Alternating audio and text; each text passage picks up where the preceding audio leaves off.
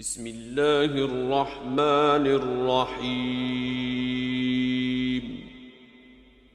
الحمد لله الذي أنزل على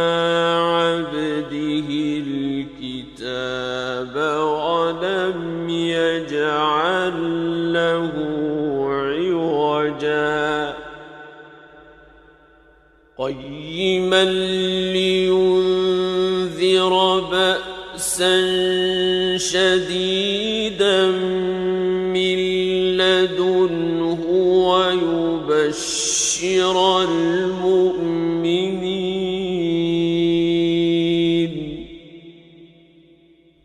ويبشر المؤمنين الذين يعملون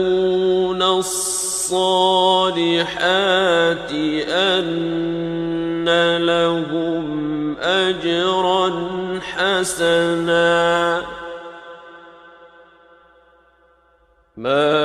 ماكثين فيه أبدا وينذر الذين قالوا اتخذ الله ولدا ما لهم به من علم ولا لآبائهم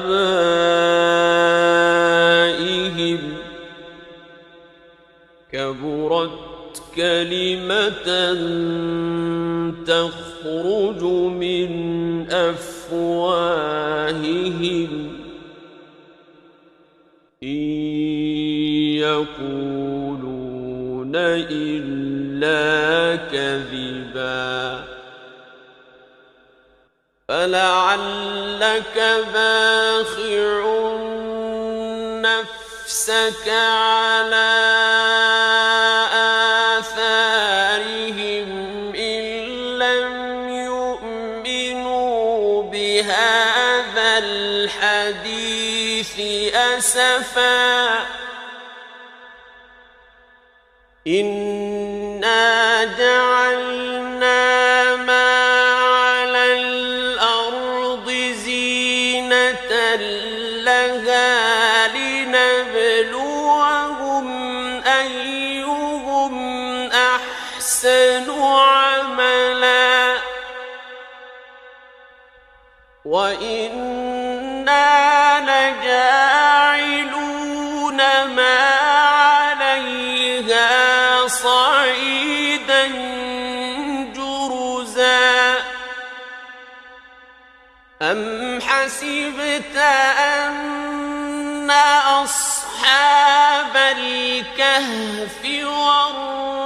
والرقيم كانوا من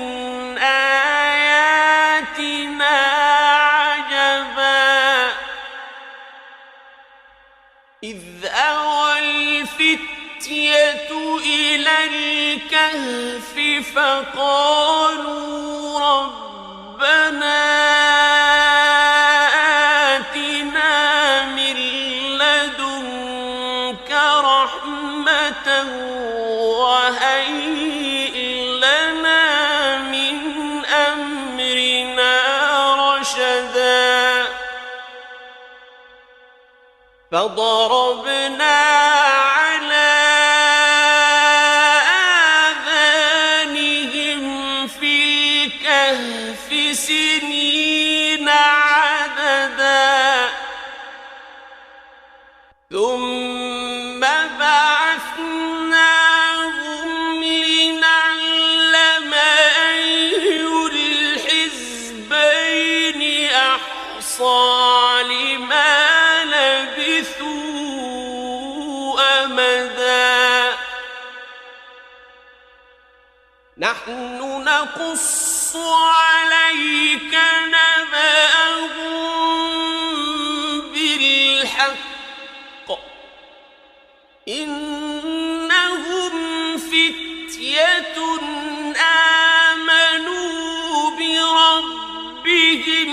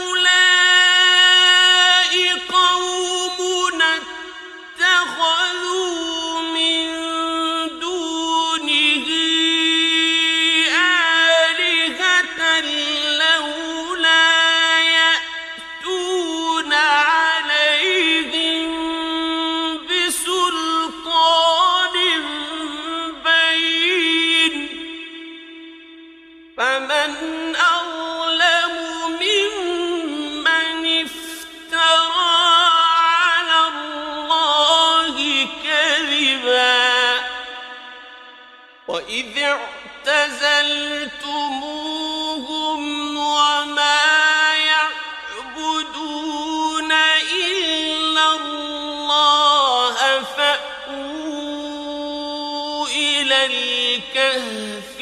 ينشر لكم ربكم من رحمته فأووا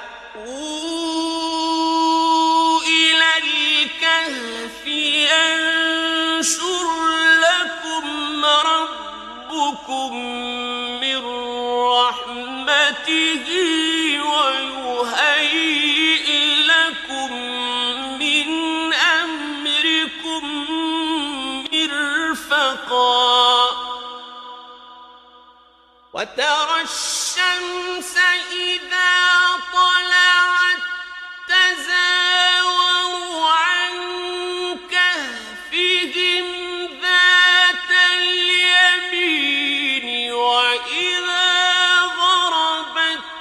تقرضهم ذات الشمال وهم في فجوة منه ذلك من آيات الله من يهد الله فهو المهتد ومن يضلل فلن تجد له وليا مرشدا وتحسبهم أيقاظا وهم رقود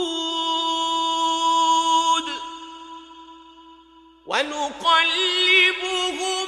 ذات اليمين وذات الشمال وكلبهم باسط ذراعيه بالوصيد لو اطلعت عليهم لوليت منهم فرارا ولملئت منهم رعبا وكذلك بعثناهم ليتساءلوا بينهم قال قائل منهم كم لبثتم قالوا لبثنا يوما أو بعض يوم قالوا ربكم أعلم بما لبثتم فابعثوا أحدكم بورقكم هذه إلى المدينة فلينظر أيها أزكى طعاما فلينظر أيها أزكى طعاما فليأتكم برزق منه وليتلطف ولا يشعرن بكم أحدا إنهم إن يظهروا عليكم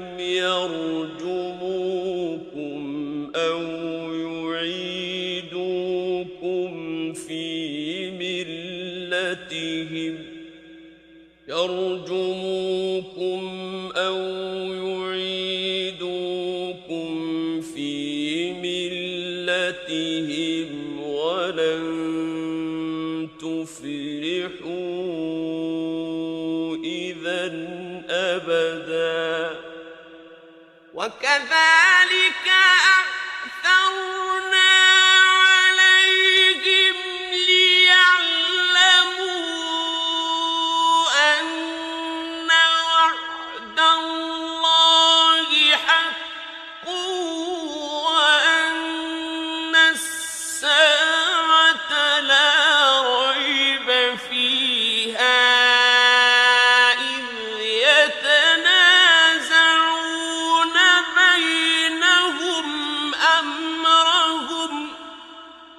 فقالوا ابنوا عليهم بنيانا ربهم أعلم بهم قال الذين غلبوا على أمرهم لنتخذن عليهم مسجدا سيقولون ثلاثة رابعهم كلبهم ويقولون خمسة سادسهم كلبهم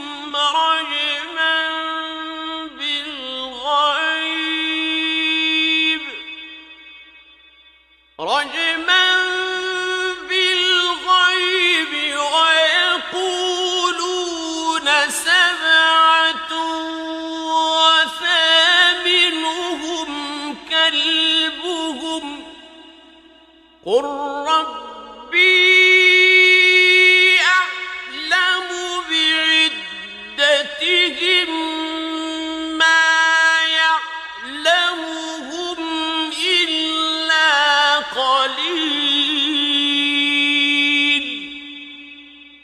فلا تمار فيهم إلا مراء ظاهرا ولا تستفت فيهم منهم أحدا ولا تقولن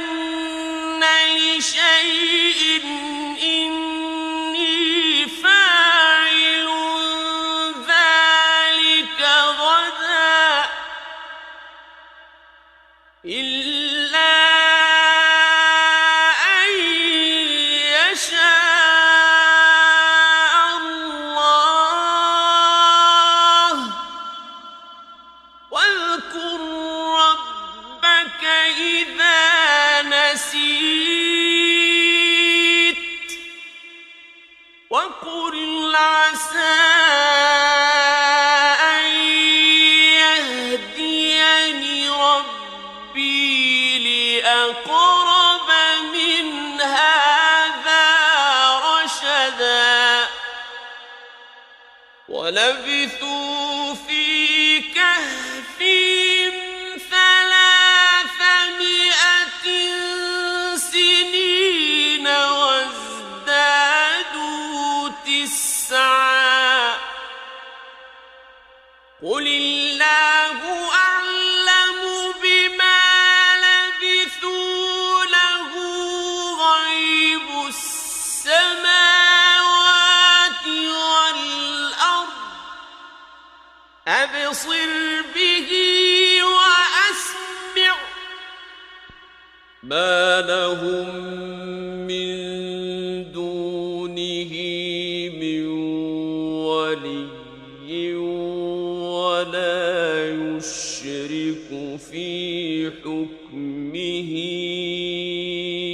أحدا واتل ما أوحي إليك من كتاب ربك لا مبدل لكلماته ولن تجد من دونه ملتحدا واصبر نفسك مع الذين يدعون ربهم بالغداة والعشي يريدون وجهه ولا تعد عيناك عنهم تريد زينة الحياة الدنيا ولا تطع من أغفلنا أغفلنا قلبه عن ذكرنا واتبع هواه وكان أمره فرطا وقل الحق من ربكم فمن شاء فليؤمن ومن شاء فليكفر إنا أعتدنا للظالمين نارا أحاط بهم سرادقها وإن يستغيثوا يغاثوا بماء كالمهل يشوي الوجوه بئس الشراب وساءت مرتفقا إن الذين آمنوا وعملوا الصالحات إنا لا نضيع أجر من أحسن عملا أولئك لهم جنات عدن تجري من تحتهم الأنهار يحلون فيها من أساور من ذهب يحلون فيها من أساور من ذهب ويلبسون ثيابا خضرا من سندس واستبرق ويلبسون ثيابا خضرا من سندس واستبرق متكئين فيها على الأرائك نعم الثواب وحسنت مرتفقا واضرب لهم مثلا رجلين جعلنا لأحدهما جنتين من أعناب وحففناهما بنخل وجعلنا بينهما زرعا كلتا الجنتين آتت أكلها ولم تظلم منه شيئا وفجرنا خلالهما نهرا وكان له ثمر فقال لصاحبه وهو يحاوره أنا أكثر منك مالا وأعز نفرا ودخل جنته وهو ظالم لنفسه قال ما أظن أن تبيد هذه.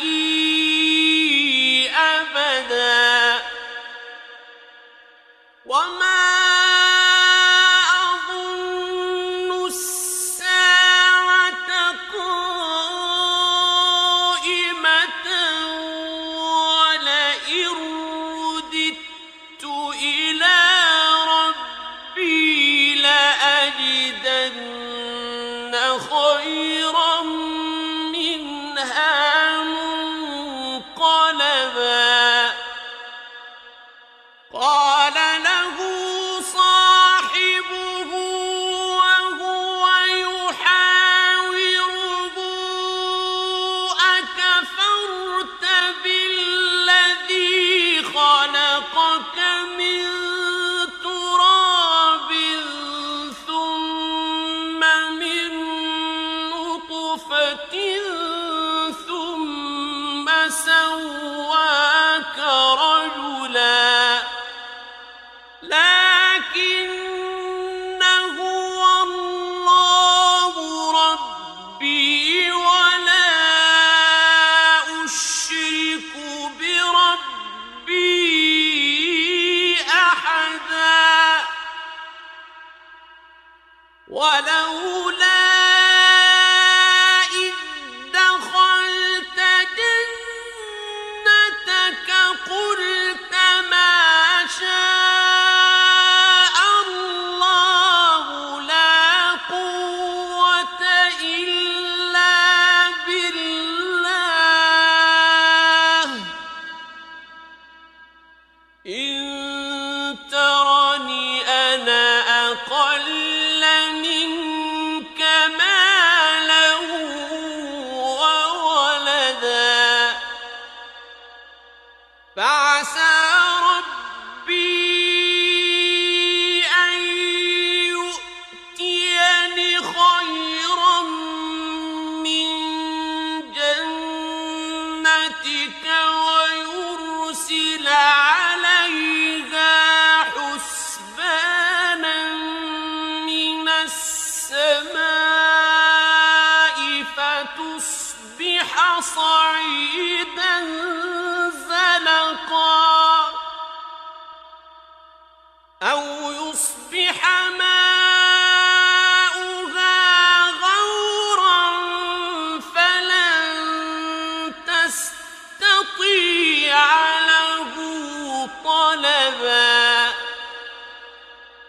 وأحيط بثمره فأصبح يقلب كفيه على ما أنفق فيها وهي خاوية على عروشها فأصبح يقلب كفيه على ما أنفق فيها وهي خاوية على عروشها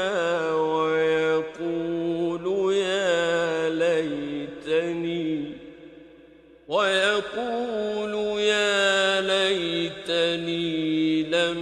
أشرك بربي أحدا ولم تكن له فئة ينصرونه من دون الله وما كان منتصرا هنالك الولاية لله الحق هو خير ثوابا وخير عقبا واضرب لهم مثل الحياة الدنيا كماء أنزلناه من السماء فاختلط به نبات الأرض فأصبح هشيما تذروه الرياح وكان الله على كل شيء مقتدرا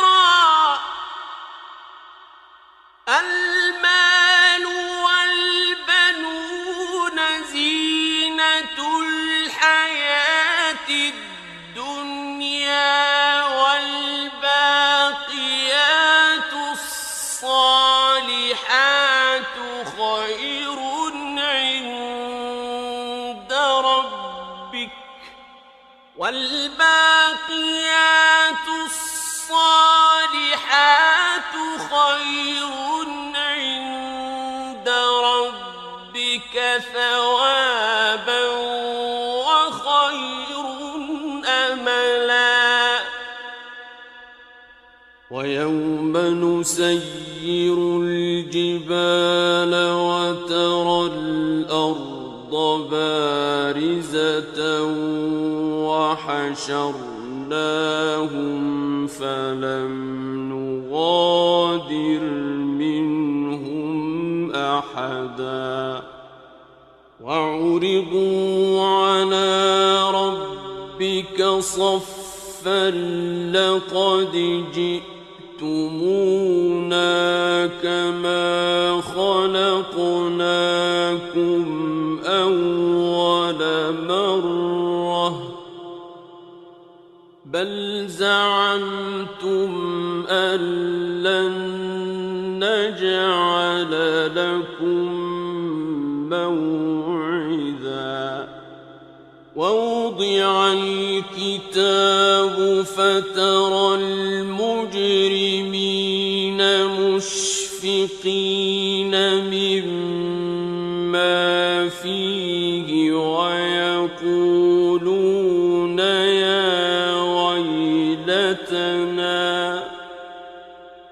ويقولون يا ويلتنا ما لهذا الكتاب لا يغادر صغيرة ولا كبيرة إلا أحصاها ووجدوا ما عملوا حاضرا ولا يظلم ربك أحدا وإذ قلنا للملائكة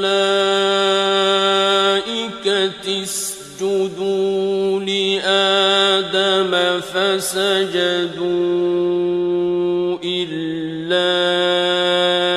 إبليس كان من الجن ففسق عن أمر ربه أفتتخذونه وذريته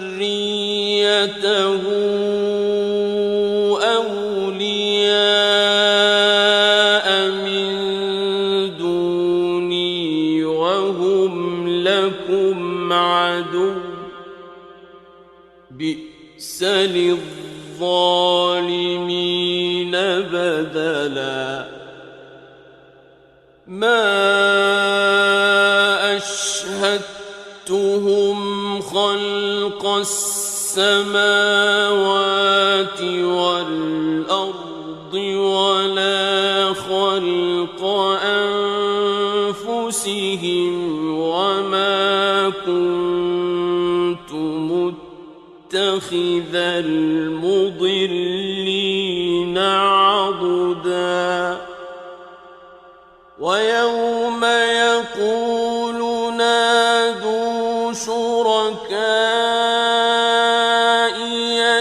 الذين زعمتم فدعوهم فلم يستجيبوا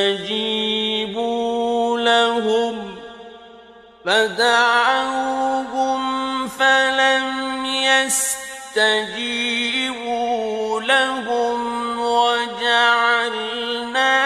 بينهم موبقا ورأى المجرمون النار فظنوا أنهم مواقعوها ولم يجدوا عنها مصرفا ولقد صرفنا في هذا القرآن للناس الناس من كل مثل وكان الإنسان أكثر شيء جدلا وما منع الناس أن يؤمنوا إذ جاءهم الهدى ويستغفروا ربهم إلا أن تأتيهم سنة الأولين إلا أن تأتيهم سنة الأولين أو يأتيهم العذاب قبلا وما نرسل المرسلين إلا مبشرين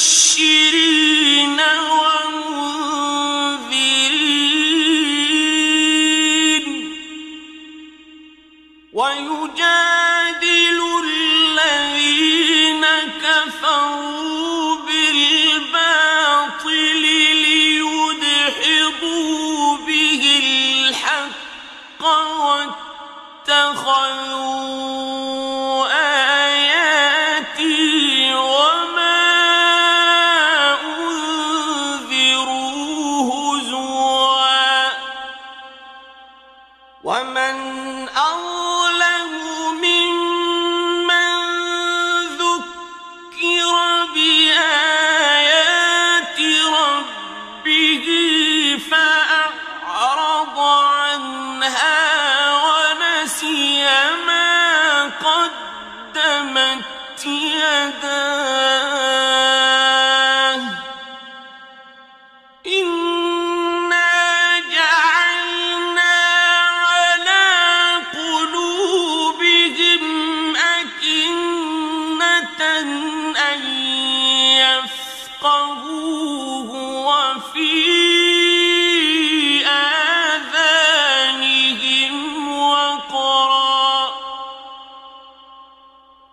وإن تدعوهم إلى الهدى فلن يهتدوا إذا أبدا وربك الغفور ذو الرحمة لو يؤاخذهم بما كسبوا لعجل لهم العذاب بل لهم موعد لن يجدوا من دونه موئلا وتلك القرى أهلكناهم لما ظلموا وجعلنا لمهلكهم موعدا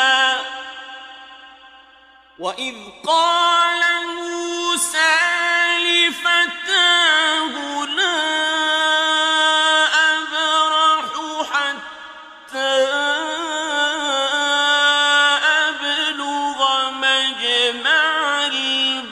البحرين أو أمضي حقبا فلما بلغا مجمع بينهما نسيا حوتهما فاتخذ سبيله في البحر سربا فلما جاوزا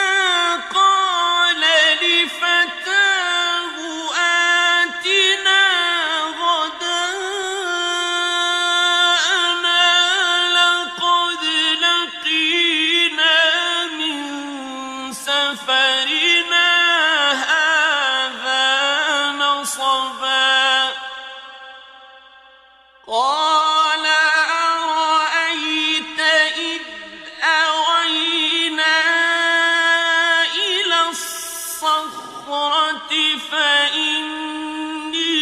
نسيت الحوت وما أنسانيه إلا الشيطان أن أذكره واتخذ سبيله في البحر عجبا قال ذلك ما كنا نبغ فارتدا على آثارهما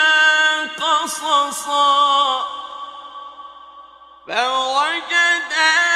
عبدا من عبادنا آتيناه رحمة من عندنا وعلمناه من لدنا علما قال له موسى هل أتبعك على أن تعلمني مما علمت رشدا قال إنك لن تستطيع معي صبرا وكيف تصبر على ما لم تحط به خبرا قال ستجدني إن شاء الله صابرا ولا أعصي لك أمرا قال فإن اتبعتني فلا تسألني عن شيء حتى أحدث لك منه ذكرا فانطلقا حتى إذا ركبا في السفينة خرقها قال أخرقتها لتغرق أهلها لقد جئت شيئا إمرا قال ألم أقل إنك لن تستطيع معي صبرا قال لا تؤاخذني بما نسيت ولا ترهقني من أمري عسرا فانطلقا حتى إذا لقيا غلاما فقتله قال أقتلت نفسا زكية بغير نفس لقد جئت شيئا نكرا قال ألم أقل لك إنك لن تستطيع تستطيع معي صبرا قال إن سألتك عن شيء بعدها فلا تصاحبني قد بلغت من لدني عذرا فانطلقا حتى إذا أتيا أهل قرية استطعما أهلها فأبوا أن يضيفوهما فوجدا فيها جدارا يريد أن ينقض فأقامه قال لو شئت لاتخذت عليه أجرا قال هذا فراق بيني وبينك سأنبئك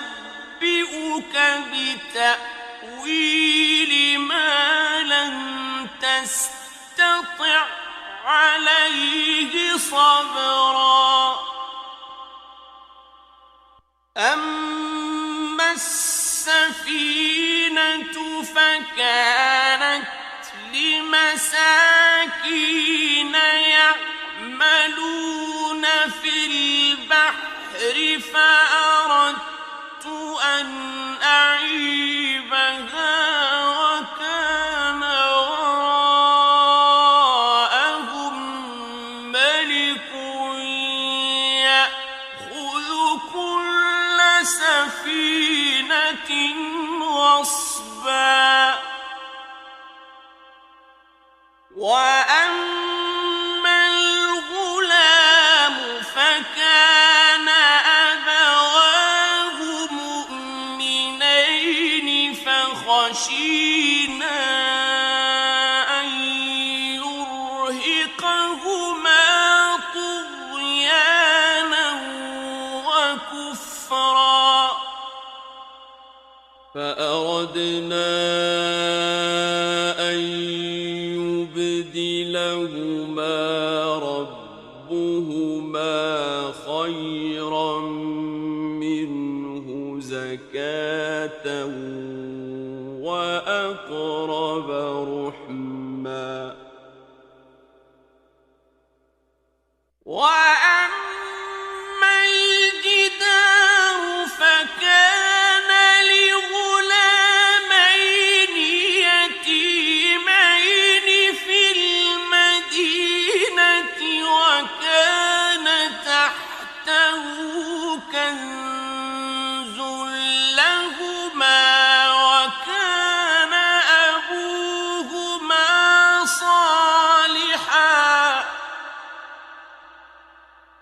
وكان أبوهما صالحا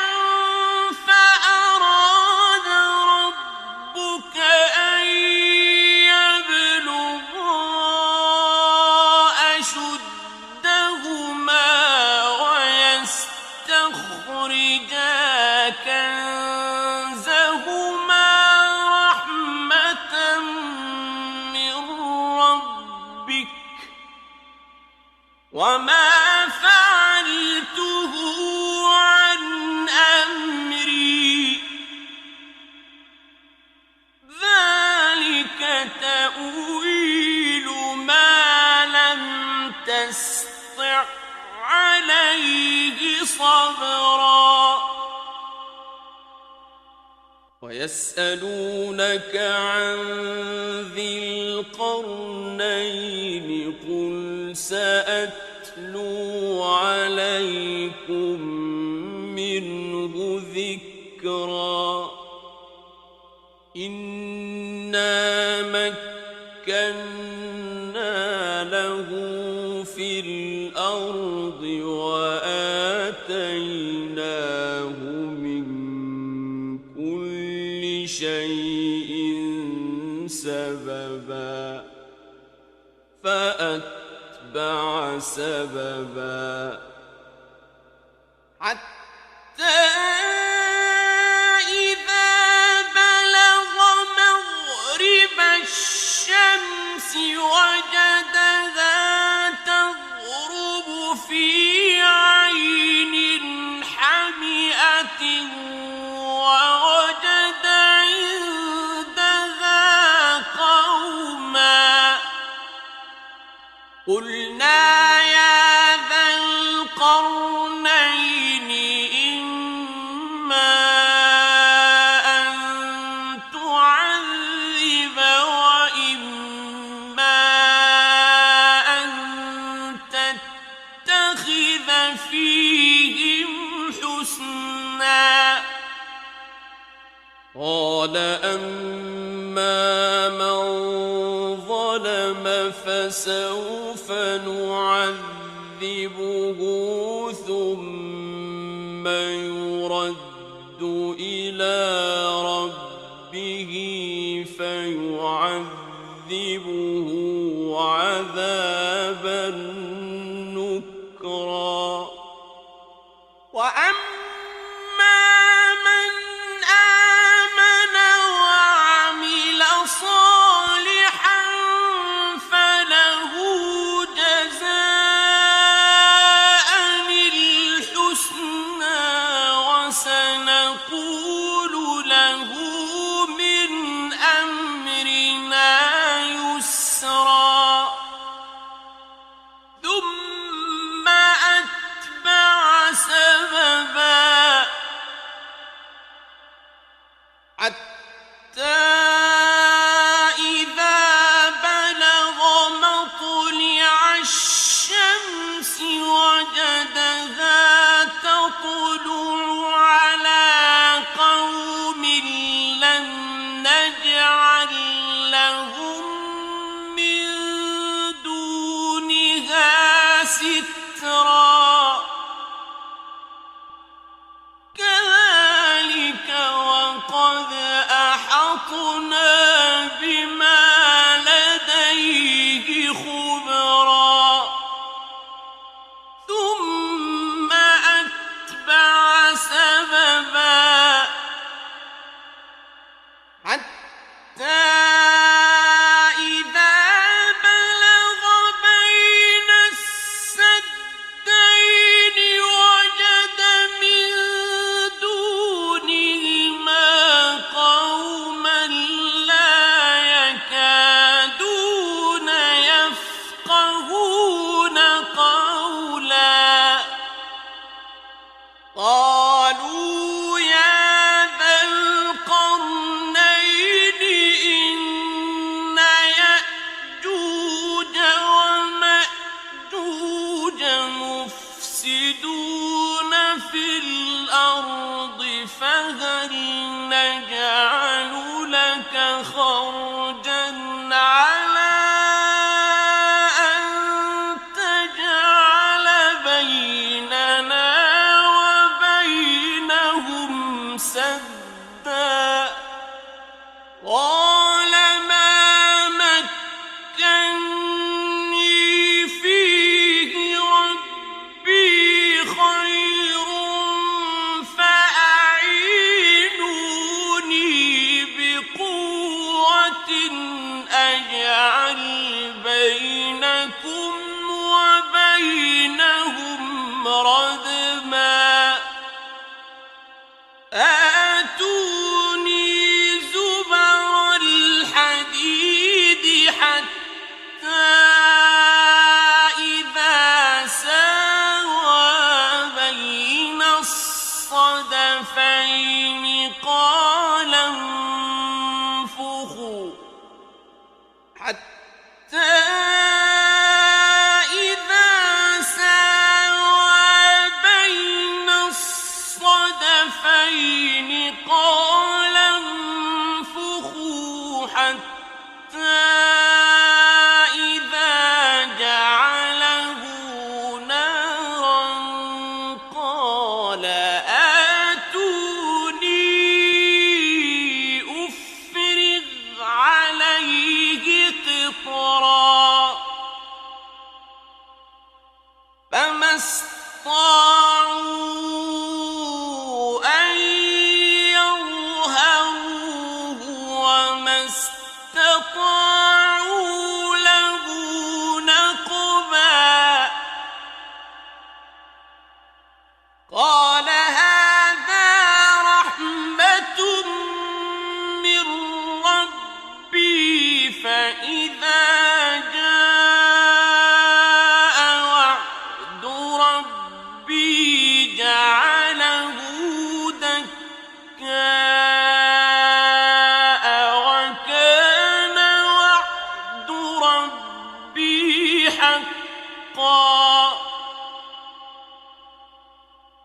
وتركنا بعضهم يومئذ يموج في بعض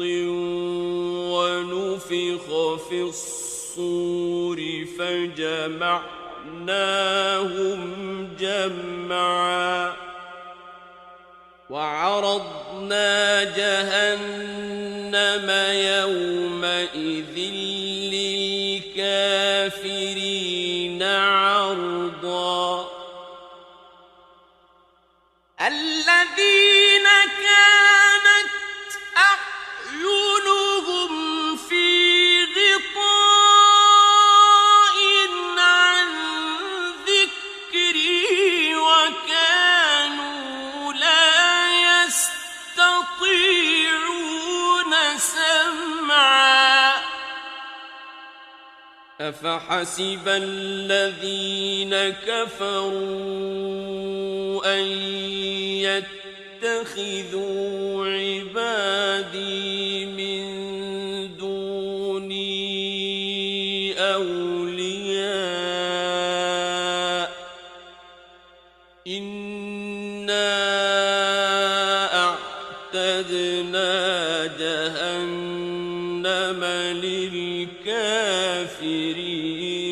نزلا قل هل ننبئكم بالأخسرين أعمالا الذين ضل سعيهم في الحياة الدنيا وهم يحسبون أنهم يحسنون صنعا أولئك الذين كفروا بآيات ربهم ولقائه فحبطت أعمالهم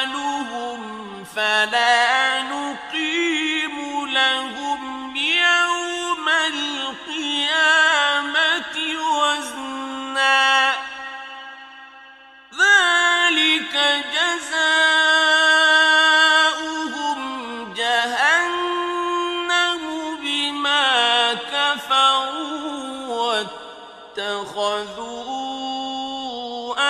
آياتي ورسلي هزوا إن الذين آمنوا وعملوا الصالحات كانت لهم جنات الفردوس نزلا خالدين فيها لا يبغون عنها حولا قل لو كان البحر مدادا لكلمات ربي لنفد البحر قبل أن تنفد كلمات ربي لنفد البحر قبل أن تنفد كلمات ربي ولو جئنا بمثله مددا قل إنما أنا بشر مثلكم يوحى إلي أنما إلهكم إله واحد فمن